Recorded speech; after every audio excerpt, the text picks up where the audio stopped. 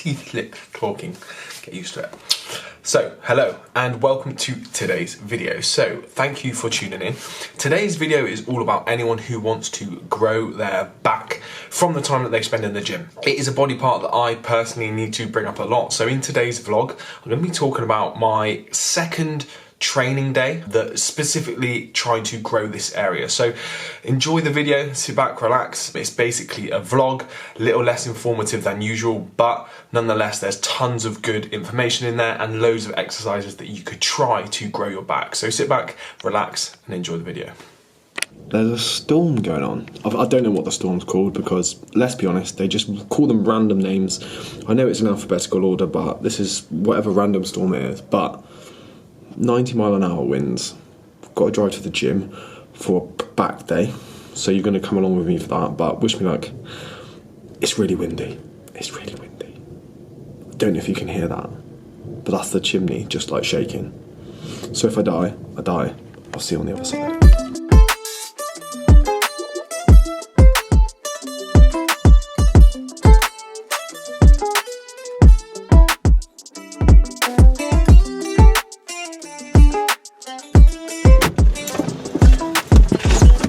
We are here today, but nonetheless, we are here. I'm alive. Thanks for asking. I can never find a place to rest this, which is always a bit of a problem. But nonetheless, I hope you are well.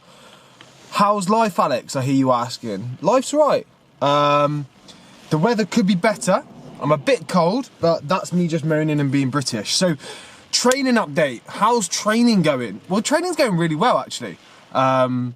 Which is obviously a good thing, because I love training. So, experimenting a little bit with my training at the moment. So, been doing a lot of reading around kind of what the literature actually says around growing muscle.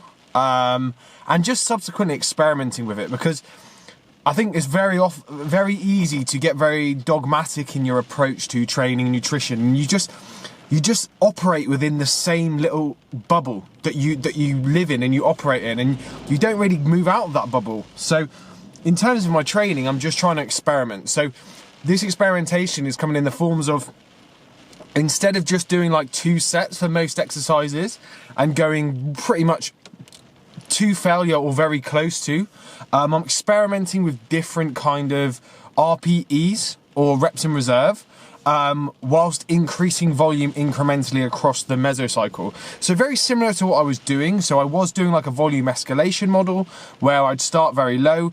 I still start very low, but the volume is almost a little bit more straight set in its approach. So I don't go so hard in that first set that then my performance drops off a cliff on the other side. Instead, I try and maintain the same performance for those first 2 sets, and then as I progress through the mesocycle, I'll increase volume through increased sets. And of course, throughout that process, tonnage, so total amount of weight that I'm lifting, will also probably go up as well, because I will be progressing in my performance each week, even if it's just micro progressions. But then you also have the kind of the insurance that you are making volume progressions at the same time. So I'm experimenting with it, seeing how it goes. Like, let's see what results I get from it. And this doesn't mean I'm not training like hard. Like, I would say that my like 8 RPE is probably like most people's 10.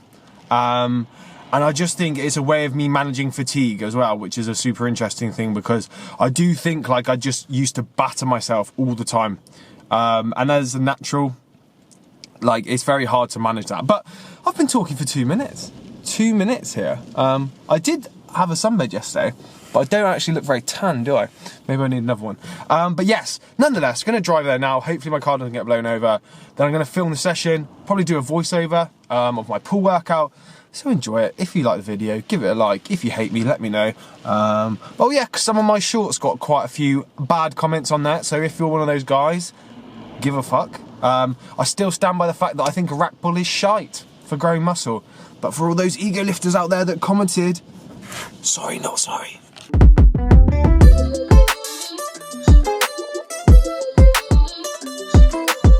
Hello and welcome to today's voiceover. So at the start of my session, and every session for that matter, you should probably be doing some form of warm-up. And by this I don't mean doing like tons of static stretching. By this I mean something that gets your heart rate up above what it's normally sitting at.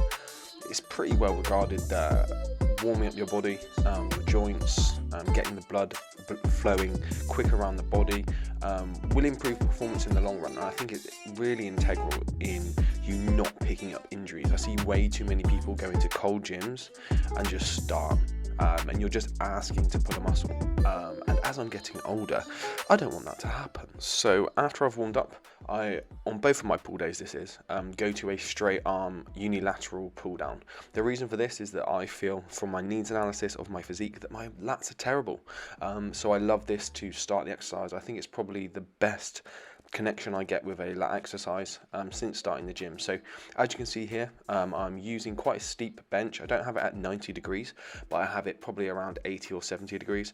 I also have a plate in between, wedged in between the cable stack and the bench. I think this is really important because as you start lifting heavier weight, that weight will pull you forward, and then the limiting factor will be the stability of the bench. So by putting the plate there, it really does kind of help you lock in. The key things that I'm trying to think of here is not necessarily retracting my scapula at all, but driving my elbow down towards the floor and almost thinking about putting my elbow into my hip. You probably see a lot of people say this on Instagram, and it's a great cue because if we think about the plane of motion and the function of the lat, by pulling in front of our body and keeping our elbow tucked to our side, we can really get a good range of motion through that lat and challenge it effectively, which, for example, you might not be able to do in probably a lat pull down or something like that. So the goal here is to try and really fatigue the lats before I move into any other work, because my upper back often takes over in different exercises.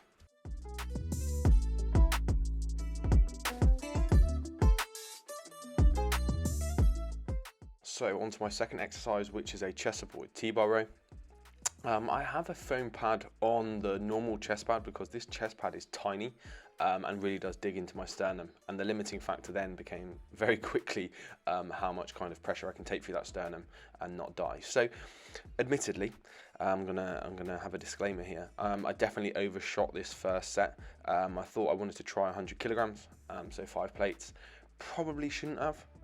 Because I only got kind of 5 and they weren't necessarily as clean as I'd like them to be, but you live and you learn. So I moved on to my second set, and the main focus here is really kind of just general back hypertrophy. I'm not trying to bias any real muscle here. I'm just trying to use this exercise as my main loading movement for the session and really kind of drive up that mechanical tension, muscle damage, and most of the mechanisms of hypertrophy that are going to give me that adaptive response that I want. So in terms of sets, I worked with 3 sets here. So I obviously overshot on the first set, but I managed to hit 2 straight sets for back off sets, which I was quite happy about. You guessed it, more lat work. So with my first exercise, I challenged the lat through like a good full range of motion because I'm fresh and I'm able to do so.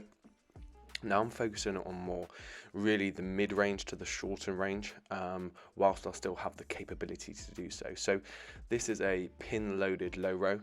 As you can see here, I'm just keeping my elbows nice and tucked to my side, not flaring them out, and really focusing on trying to drag them along the floor, and not bring in much of my bicep, because I do have a tendency to bring in my really small, weak biceps, and they can take over exercises. Just thinking about the same cues as in the first exercise, really trying to drive those elbows back past my body and really shorten the lats. Great exercise if you have the availability of this kit.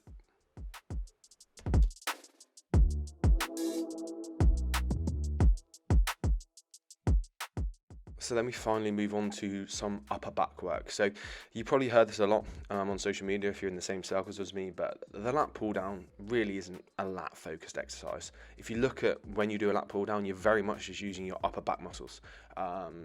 So mid traps, rhomboids, maybe even some rear delt, just due to the line of pull. So I prefer to call this upper back pull down.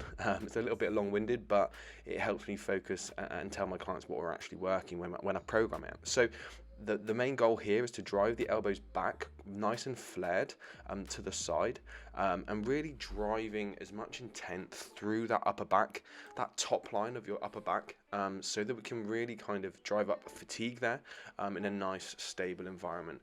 You can see that my torso somewhat stays at the angle, or a consistent angle that it is at. I'm not swinging back and forth, and I'm just trying to almost think about bringing that scapula together, because remember, in the lat work, we're not necessarily thinking about retracting our scapula as much, because our lats don't necessarily have that much of a role in that function of the body. Instead, when we're doing upper back work, we really do want to be thinking about driving and almost bringing our scapula together. So a good cue I think about is think about 2 points on your scapula, one on the left, one on the right, and try and bring those points together, get them closer together.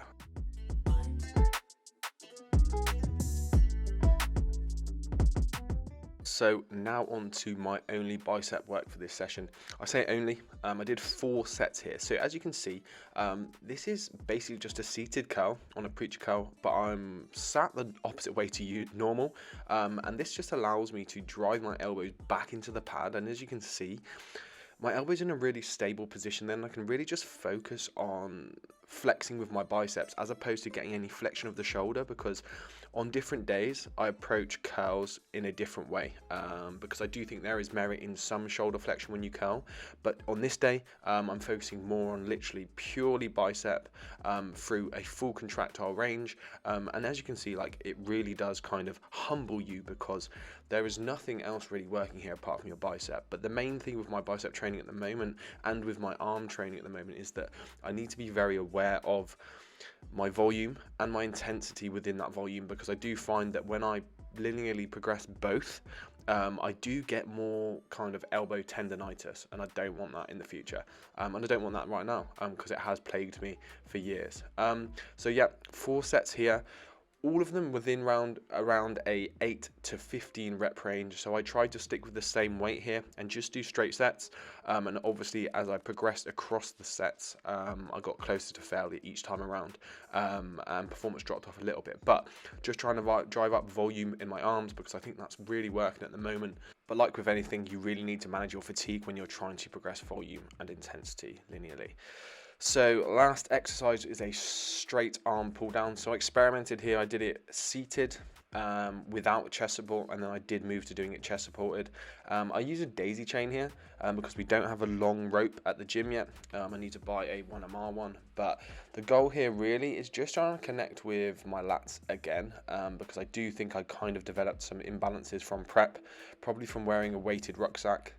If you're going to do that, make sure you buy a weighted vest so that weight is kind of dispensed evenly. But the goal here again is just to really fry what I have left in the lats. I'm going slightly higher with my rep range, and again going through a decent contractile range, and this is just really quote unquote a finisher, although I don't necessarily believe in finishers, but this just really tops off my lat volume for the week. So there you have it, that is my second pull workout of my rotation. Right, that is this training session done, and you would have had a voiceover, so I'm not going to bore you by talking about it again.